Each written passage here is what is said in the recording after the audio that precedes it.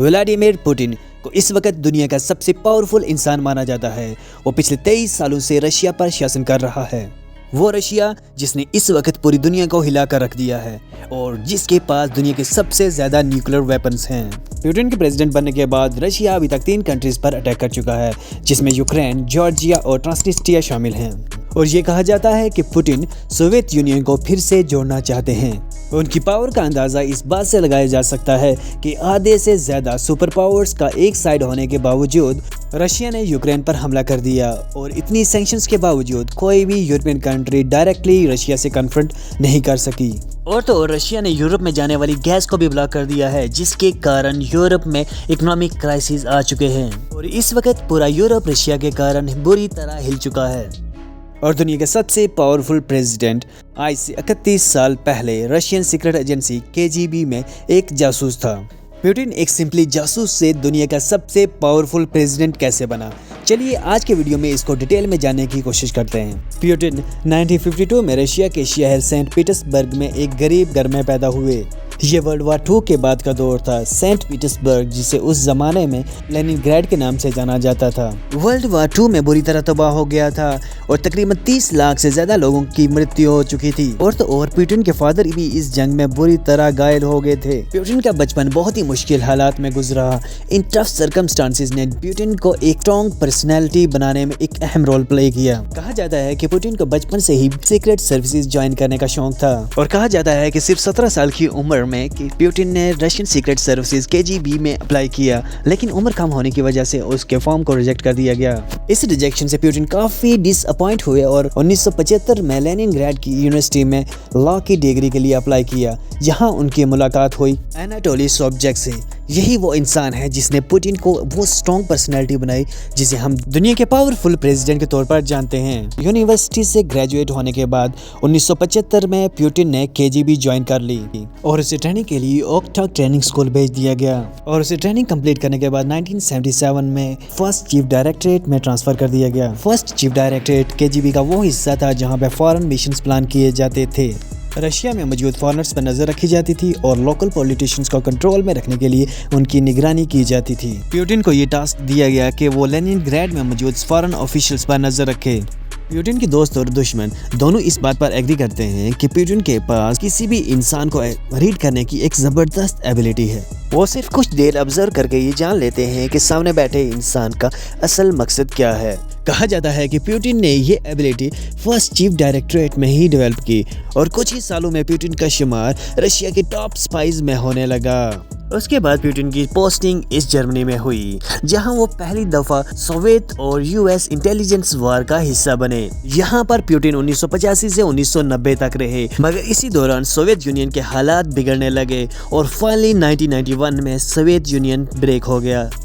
1991 में पुतिन को वापस लेनिनग्राड ट्रांसफर कर दिया गया, जहां उनको एनाटोली सोबचैक से वापस मिलने का मौका मिल गया और यहां पर एक ऐसा रिलेशनशिप बनने जा रहा था जो पुतिन को एक पावरफुल इंसान बनाने वाला था। 1991 में एक मिलिट्री कॉप के नतीजे में उस वक्त के सोवियत प्रेसिडेंट मिखाइल गोर्बाचोव को हटा दिया गया। पुतिन बहुत बारीकी से इन इंसिडेंट्स पर नजर रखे हुए थे। वो जान चुके थे कि पावर किस तरफ शिफ्ट होने वाली है, इसलिए उन्होंने KGB से रिजाइन कर दिया। और दूसरी तरफ पुतिन के प्रोफेसर सोबचैक ने भी यूनिवर्सिटी छोड़कर पॉलिटिक्स में उतरने का डिसीजन ले लिया। उसी साल लेनिनग्राड में मेयर्स के इलेक्शन थे। सोबचैक बड़ी भारी मेजोरिटी से ये इलेक्शन जीत गया और उसने व्लादिमीर पुतिन को अपना डिप्टी अपॉइंट कर दिया। कुछ सालों में ही सोबचैक पर करप्शन के चार्जेस लगने शुरू हो गए और महज 4 सालों में लेनिनग्राड में करप्शन और क्राइम रेट बढ़ना शुरू हो गया, जिसके नतीजे में 1996 के इलेक्शन सोबचैक बुरी तरह हार गया। इलेक्शन हारने के बाद सोबचैक पर क्रिमिनल इन्वेस्टिगेशन शुरू हो गई, लेकिन पुतिन ने अपने कॉन्टेक्स्ट का इस्तेमाल करते हुए सोबचैक को पेरिस भिजवा दिया। पुतिन की इस लॉयल्टी को उस वक्त के रशियन प्रेसिडेंट बोरिस येल्त्सिन ने बांप लिया। उनको ऐसा ही कोई पावरफुल और लॉयल बंदा चाहिए था जो उनकी गिरती हुई पॉपुलैरिटी को संभाल सके। बोरिस ने 1997 में पुतिन को मॉस्को आने का इनविटेशन दिया और उसके बाद सिर्फ 2 सालों में 1999 में पुतिन रशिया का प्राइम मिनिस्टर बन गया। बोरिस पुतिन पर ब्लाइंडली ट्रस्ट करता था और उसकी ख्वाहिश थी कि उसके बाद रशिया का प्रेसिडेंट पुतिन बने।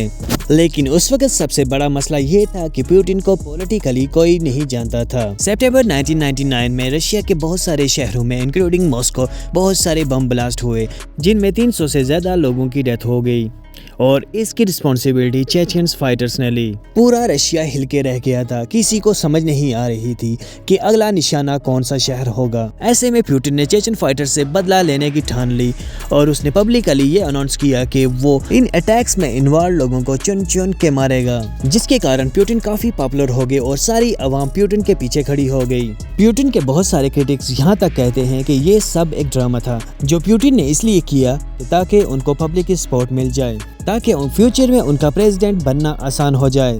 उसके बाद रशियन आर्मी को मोबिलाइज किया गया और पूरी ताकत से चेचनिया पर हमला कर दिया।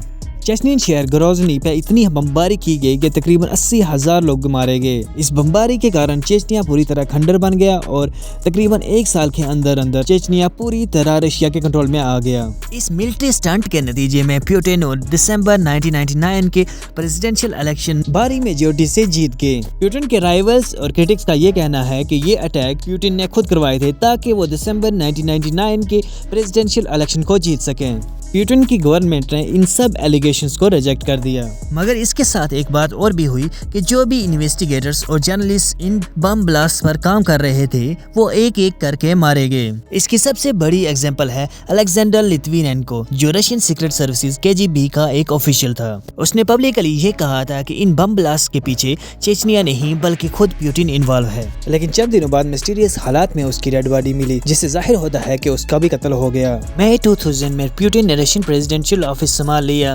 पुतिन के पहले दौर में Russian economy on an average 7% की ग्रोथ से बढ़ रही थी, जिसके पीछे का कारण था इकोनॉमिक रिफॉर्म्स और ऑयल और गैस की बढ़ती हुई कीमतें, जिससे रशिया में बिलियंस ऑफ डॉलर्स आ रहे थे। मार्च 2004 में पुतिन दोबारा प्रेसिडेंट बन गए। इस बार उन्हें 71% वोट्स मिले। फिर 2008 आ गया।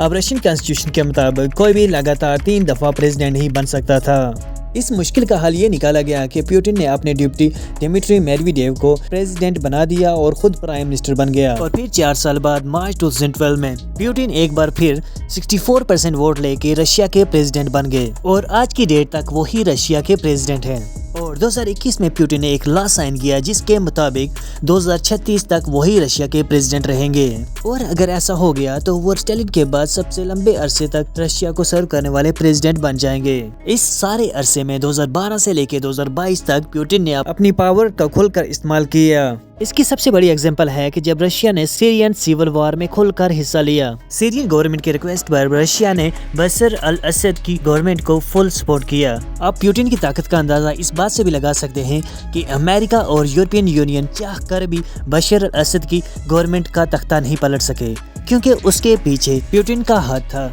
और इवन आईएसआईएस को खत्म करने में भी पुतिन ने सीरियन गवर्नमेंट की बहुत मदद की। और फिर 2014 में रशिया ने क्रीमिया पर कब्जा कर लिया।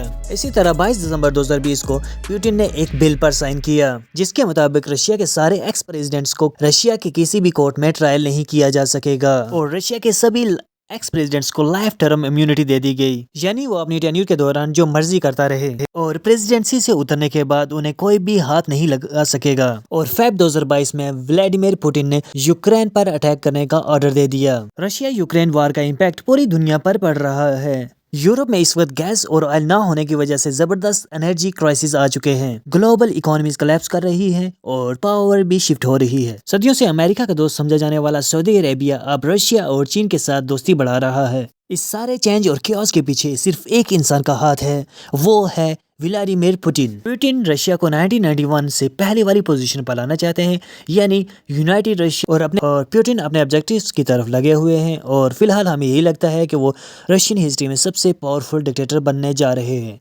जो दुनिया का नक्शा और रशिया का नक्शा बदलने वाले हैं। आपका पुतिन और उसकी पॉलिसीज के बारे में क्या कहना है, नीचे कमेंट्स में ज़रूर बताएं। अगर आपको ये मेरा वीडियो अच्छा लगा प्लीज़ लाइक कीजिए, सब्सक्राइब कीजिए चैनल को। Thanks for watching, till then bye bye, see you in next video.